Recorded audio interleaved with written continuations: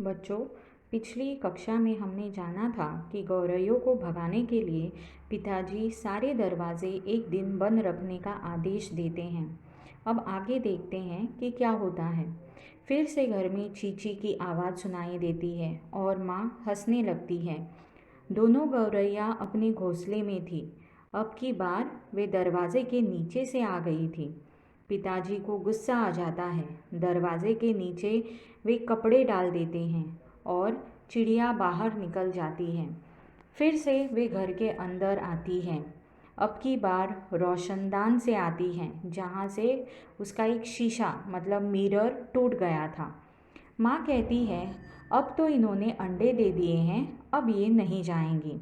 पिताजी मानने के लिए तैयार नहीं थे। वे कहते हैं वे यह कालीन मतलब कारपेट गंदा कर देंगी। पिताजी रोशनदान में भी कपड़ा डालकर छेद बंद कर देते हैं। यह सब करते करते रात हो जाती है। सब खाना खाकर सो जाते हैं। लेखक देखते हैं कि चिड़िया तो घर में नहीं है। वे सोचते हैं शायद उन्होंने हार मान ली है और वह दूसरी जगह चली गई है। रविवार का दिन था। चिड़िया अपने घोंसले में फिर से थी और मज़े से मानो गाना गा रही थी। पिताजी फिर से उन्हें भगाने में लग जाते हैं।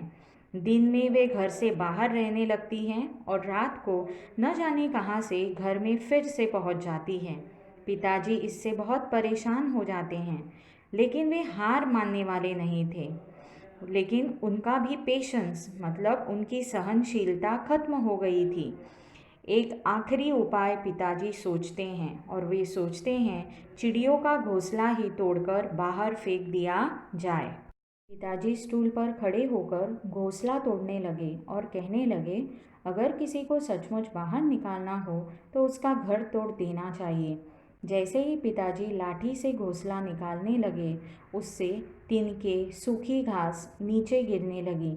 लेकिन माँ आज भी हंसती जा रही थी।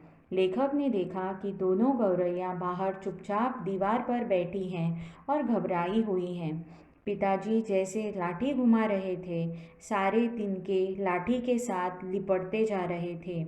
रुई, कॉटन, धागे मतलब थ्रेड, थिगलियाँ मतलब छोटे छोटे कपड़ों के टुकड़े सब गिरता जा रहा था। लेकिन अचानक से चींची की आवाज़ सुनाई देती है।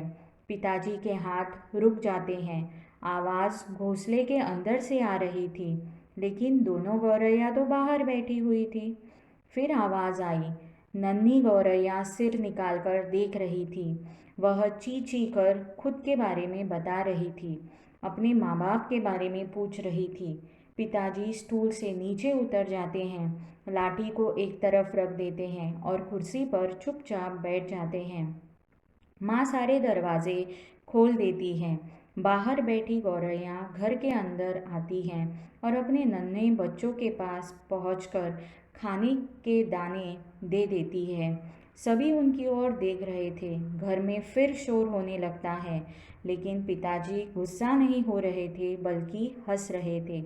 बच्चों, इस पाठ से हमें एक महत्वपूर्ण बात सीखनी है कि हमें हमेशा पशु पक्षियों की रक्षा करनी चाहिए। उन्हें कभी भी नुकसान नहीं पहुंचाना चाहिए। धन्यवाद।